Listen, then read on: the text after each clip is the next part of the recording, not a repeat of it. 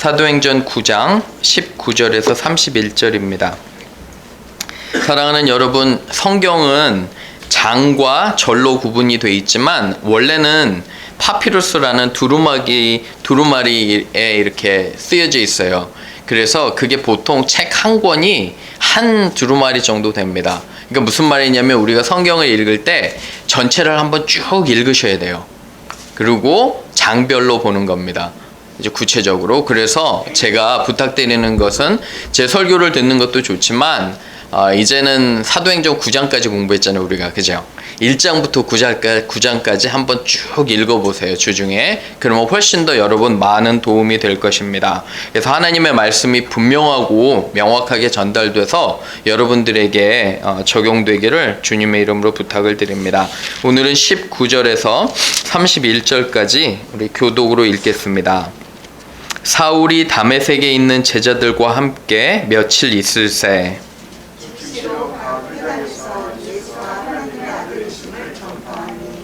듣는 사람이 다 놀라 말하되 이 사람이 예루살렘에서 이 이름을 부르는 사람을 멸하려던 자가 아니냐. 여기 온 것도 그들을 결박하여 대제사장들에게 끌어가고자 함이 아니냐 하더라.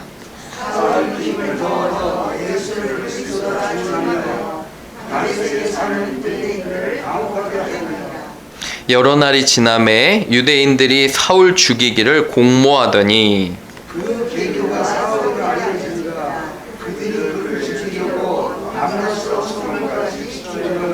그의 제자들이 밤에 사울을 광주리에 담아 성벽에서 달아내리니라.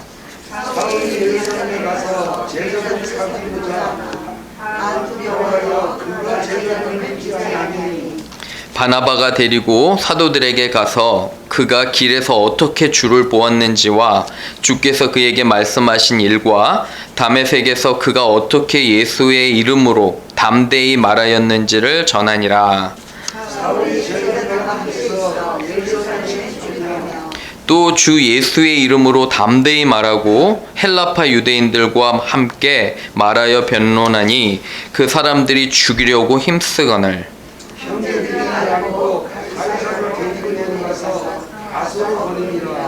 함께 읽겠습니다.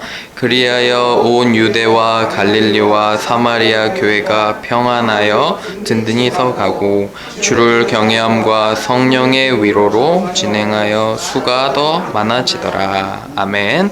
우리 함께 기도합니다. 하나님 아버지, 말씀을 성령으로 쓰셨습니다. 성령님께서 도와주셔서 밝히 이해하고 우리 삶에 구체적으로 적용할 수 있도록 인도하여 주옵소서. 하나님, 말씀을 보고 실천하지 않는 그런 미련한 자가 되기를 원치 않습니다. 우리와 함께 하옵소서. 예수님의 이름으로 기도합니다. 아멘. 여러분, 하나 흥미로운 것은 사울이 언제 바울이 되는지 잘 한번 살펴보세요. 그죠? 우리는 보통 이 사울을 사도 바울로 알고 있잖아요. 그죠? 그런 부분에 있어서도 잘 한번 보시기 바랍니다. 오늘 제 설교 제목은 부르신 목적에 관하여입니다. 부르신 목적에 관하여 Our Life's Calling. 그죠? 한번 해볼까요? 시작. 부르신 목적에 관하여. 부르심에 관하여예요. 그죠? 제 설교를 잊어버려도 됩니다. 하지만 적어도 제목 정도는 꼭 이렇게 머리에 넣고 가시길 주님의 이름으로 부탁을 드립니다.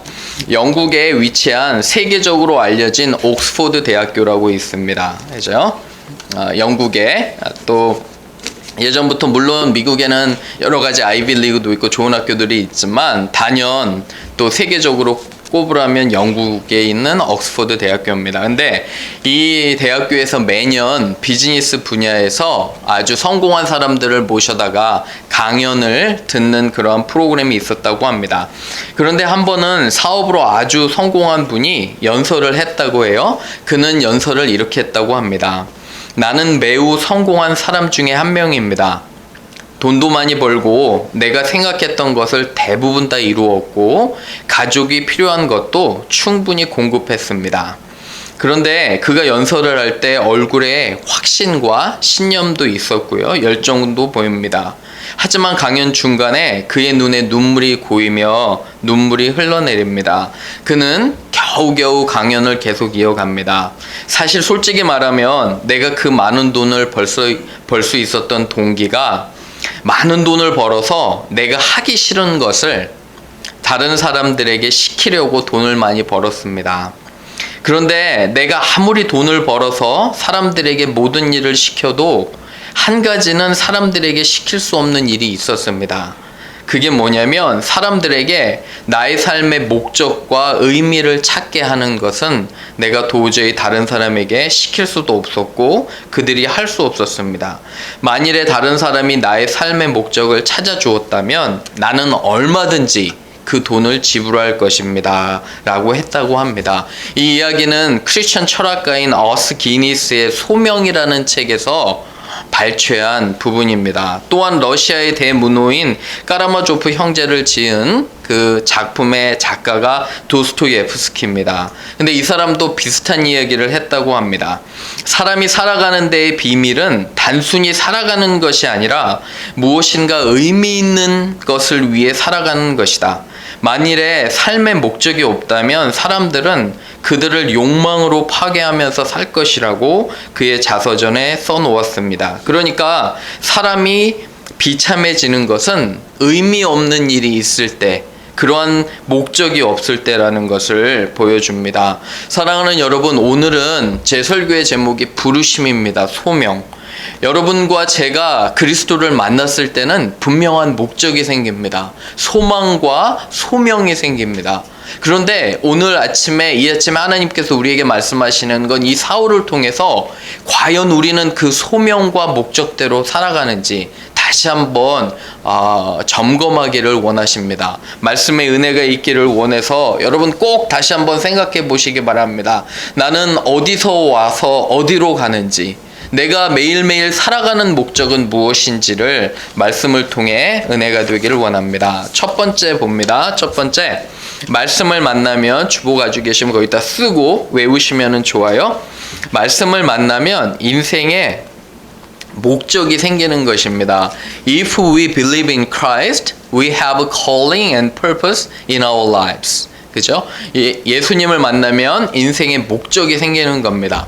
우리 한번 읽어볼까요? 시작. 예수님을 만나면 인생에 목적이 생기는 것입니다. 그렇죠? 19절 한번 보세요. 19절 말씀을 잘 보고 공부하세요. 어떤 분은 그럽니다. 목사님, 설교는 별로 영향력이 없습니다. 무슨 말인가 했더니 성도가 한 명 한 명이 각자 공부하는 게 중요합니다 라고 얘기를 하더라고요. 처음에 딱 들었을 때 기분이 나쁘더라고요. 제가 목사인데 무슨 설교는 그렇게 별로 영향력이 없다고 이렇게 얘기를 하는지. 그런데 사랑하는 여러분, 그 말이 옳아요. 그 말이 옳은 것은 뭐냐면, 저는 그냥 단순히 하나님의 말씀을 전하는 사람이에요. 그죠? 하나님의 말씀을 먹고 소화하는 건 누구예요? 여러분들의 몫이에요. 여러분과 하나님 사이에서 해야 될 것이지, 저는 단순히 전하는 사람이에요. 그죠? 하나님의 말씀은 먼저 있기 때문에 저는 그 말씀이 옳다고 생각합니다. 제가 설교할 때 잘 보세요. 제 얘기가 맞는지 안 맞는지. 얼마든지 질문하시고 틀렸으면 지적하세요. 왜 그러냐면 하나님의 말씀을 우리가 같이 이해해야 돼요. 19절 한번 보시기 바랍니다. 사울이 다메섹에 있는 제자들과 함께 며칠을 뭐 했다고 하죠? 거기 있었다고 해요. 그죠? 있어서 즉시로 예수를 전파하는데, 사랑하는 여러분, 19절에 보면 우리는 믿는 사람들과 교제를 많이 해야 돼요. 믿는 사람들과 가까이 있으세요.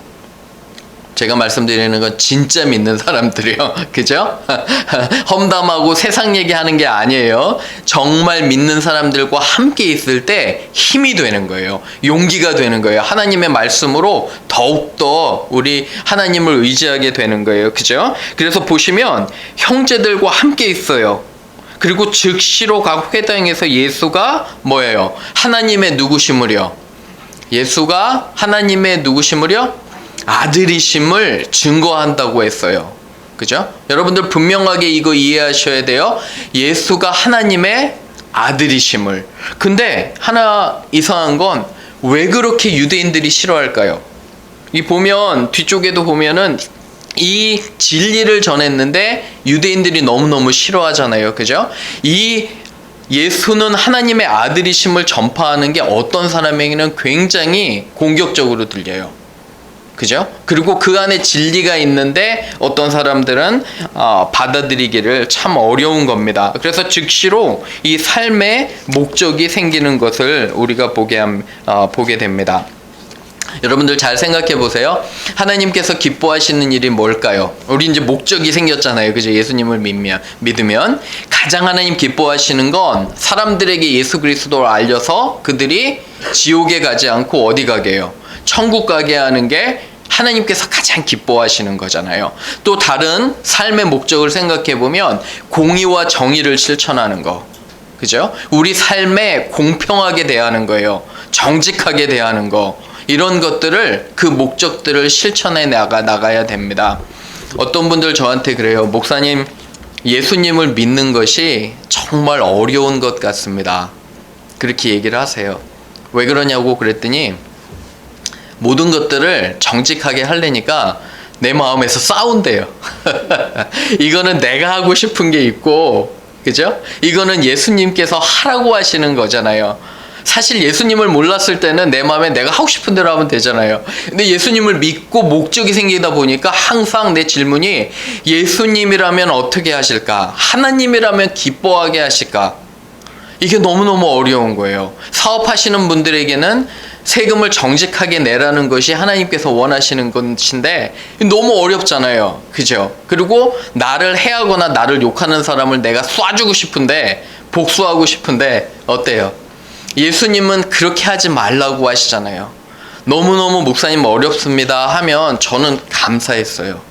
왜 그러냐면 너무너무 감사한 게 오히려 내 생활은 너무 편해요. 아무런 거리낌이 없어야 하면 무엇인가 잘못된 거예요. 내 안에 그리스도가 항상 내 죄의 속성과 반대로 가는 거예요. 나는 하고 싶은 것이 있는데 그리스도가 하나님 원하시는 건 이거야. 그걸 따라가는 길이 너무도 어려워요. 그래서 성경은 좁은 길이라고 우리가 표현하는 것 같습니다. 사도 바울은 어떤 사람이에요? 당시에 최고의 학문을 공부한 사람이에요. 여러분, 태어난 지 8일 만에 할례를 받았어요. 그리고 순전한 이스라엘 혈통이에요. 어릴 적에는 가말리엘이라는 최고의 손꼽히는 사사한테 이렇게 교육을 받았고요. 이스라엘 12지파 중에 베냐민 지파 사람이에요. 히브리인 중에 히브리인이고 율법을 통달하고 바리새인이었고, 하지만 또한 아버지의 영향력으로 로마 시민도 돼 있어요. 근데 이 사람이 예수 그리스도를 만난 다음에 이 모든 것이 배설물로 여겼다, 이렇게 표현하거든요. 성경 한번 같이 읽어볼게요. 여기 보시면 빌립보서 3장 7절에서 8절이에요. 온라인으로 들으시는 분들은 한번 찾아보세요. 빌립보서 3장 7절에서 8절인데 우리 같이 읽어볼게요. 시작. 그러나 무엇이든지 내게 유익하던 것을 내가 그리스도를 위하여 다 해로 여길 뿐더러 또한 모든 것을 해로 여김은 내 주 그리스도 예수를 아는 지식이 가장 고상하기 때문이라. 내가 그를 위하여 모든 것을 잃어버리고 배설물로 여김은 그리스도를 알고. 그쵸? 여기 보시면 Whatever was my profit I now consider loss for the sake of Christ. What is more, I consider everything a loss compared to the surpassing greatness of knowing Christ Jesus my Lord, for whose sake I have lost all things. I consider them rubbish, that I may gain Christ.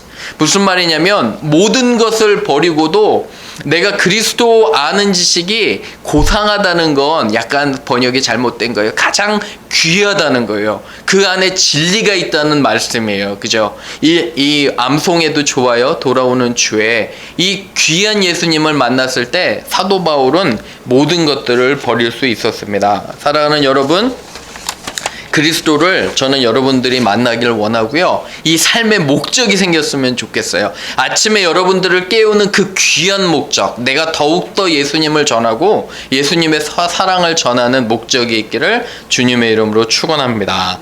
두 번째 갑니다. 부르심을 따라가다 보면 뭐도 찾아올까요? 고난이요. 그죠? When we follow the calling from God, we will face challenges in our lives. 분명히 도전과 고난이 온다는 거예요. 예수 그리스도 진리를 따라가다 보면, 정의를 따라가다 보면, 그죠? 읽어볼게요. 시작. 부르심을 따라가다 보면 고난도 찾아옵니다. 말씀 보시기 바랍니다.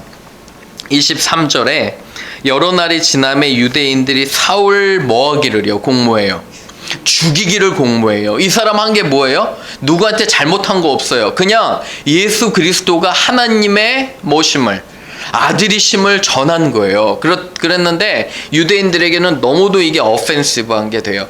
여러분 요새 군대에서 기도할 때 In Jesus' name we pray 못해요. 왜 그러냐면은 군대는 여러 사람들이 섞여 있기 때문에 예수님의 이름으로 기도합니다라고 채플린이 하면 공격을 받는데요. 직업까지 잃을 수 있어요. 여러분 그거 아셨어요? 미군 군대에서 예수의 이름 자체가 어떤 사람에는 굉장히 공격적으로 들리는 거예요. 그리고 왜 너희는 예수 그리스도만이 유일한 하나님께로 가는 길이냐고 이야기를 하는 거예요. 많은 길들이 있는데 그렇지 않아요. 여러분 진리는 10개예요? 20개예요? 하나예요. 진리는 하나예요. 꼭 기억하셔야 돼요. 아무리 다른 사람들이 어기고 아무리 어떤 철학자가 어겨도 진리는 하나예요. 꼭 그거 기억하셔야 돼요. 옳은 정답은 몇 개예요?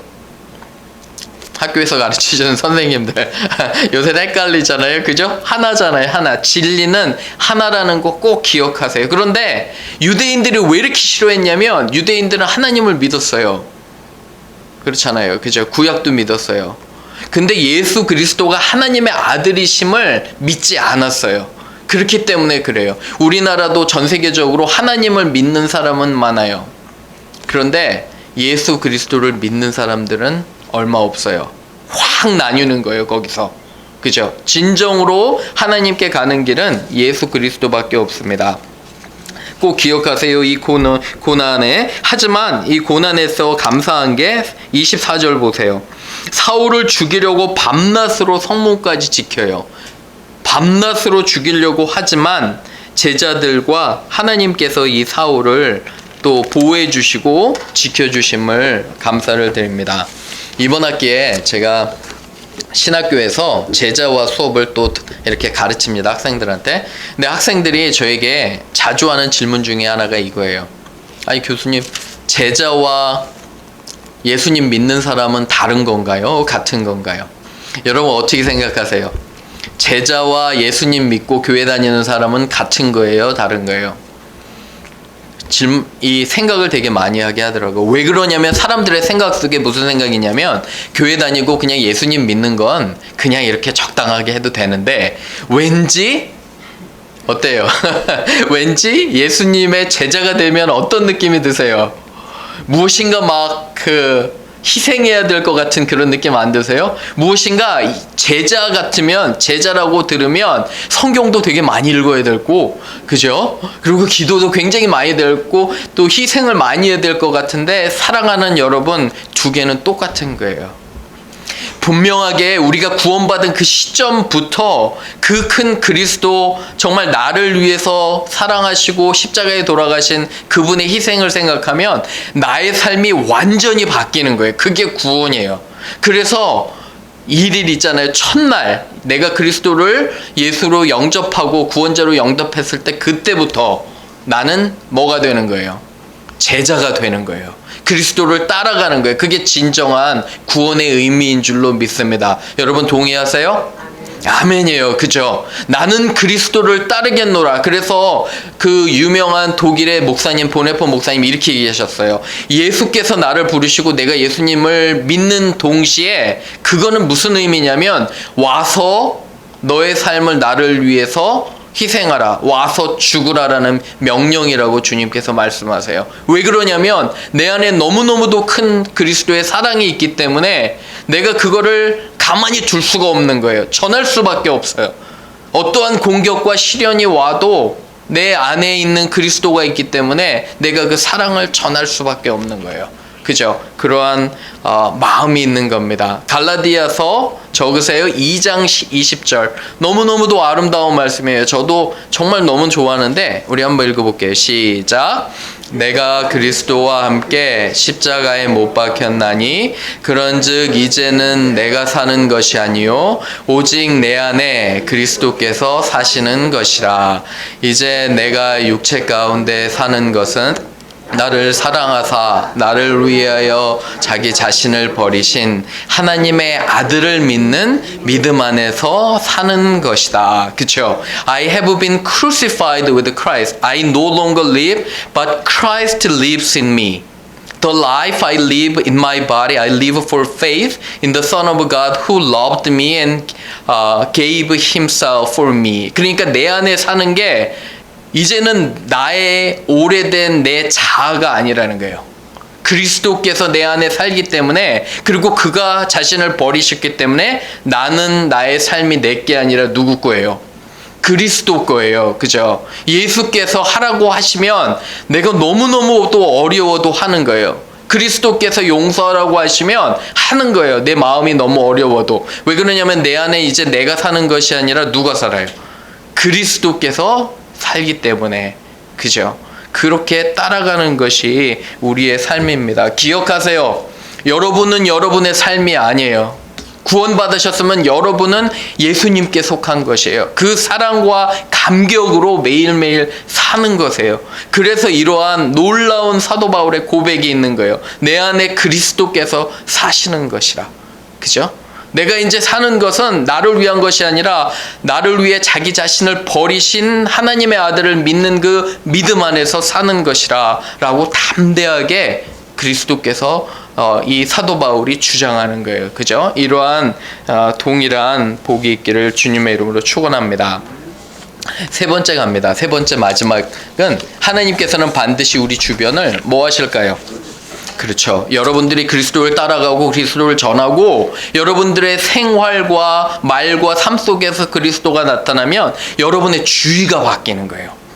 God will surely change people around you if we obey His calling. 한번 3번 읽어볼게요. 시작. 하나님께서는 반드시 우리 주변을 변화시킬 것입니다. 그죠? 9절 보시면 쭉 내려가서요. 31절 보세요. 중간에 계속적으로 사울이 바나바와 교제하고 제자와 교제하잖아요. 근데 예루살렘까지도, 그래서 31절 읽어볼게요. 시작. 그리하여 온 유대와 갈릴리와 사마리아 교회가 평안하며 든든히 가고 주를 경외함과 성령의 위로로 진행하여 수가 더 많아지더라. 그렇죠. 교회가 든든히 서감을 보게 됩니다. 제가 커피를 좋아합니다. 여러분 아시지만, 근데 한 번은 스타벅에 이렇게 이제 차로 커피 한 잔 마시려고 쭉 서 있는데 제 차례가 됐습니다. 기쁘잖아요. 창문에 차를 가까이 붙였습니다. 그래서 이제 제가 마시는 걸 페이를 하려고 했는데 앞차가 제 거를 페이했다고 합니다. 앞차가 제 거를 지불했다고 해요. 그죠? 하루가 너무도 감사하고 좋아집니다. 갑자기. 그렇다고 해서 제가 뭐 공짜를 그렇게 좋아하는 사람은 아닙니다. 그죠? 뭐 공짜를 좋아하면 머리가 빠진다고 그래서 가능한 한 공짜는 안 좋아하기로 조심합니다. 그런데 앞차가 제 음료수를 페이를 했잖아요. 얼마나 기분이 좋아요. 하루를 시작하는데. 그래서 그럼 나도 뒷차를 페이해야겠다. 그래서 나도 그럼 뒷차를 페이해야겠더니 종업원이 웃습니다. 안 해도 된다고. 왜 그러냐면 뒷차는 30불 넘게 시켰대요. 저는 뭐 한 4~5불 냈는데 뒷차는 30불 넘게 시켰으니까 안 해도 된다고. 그래서 아주 제가 어떻게 했을까요? 그거를 페이했을까요? 아니면 그냥 갔을까요? 여러분의 상상에 맡깁니다. 그죠?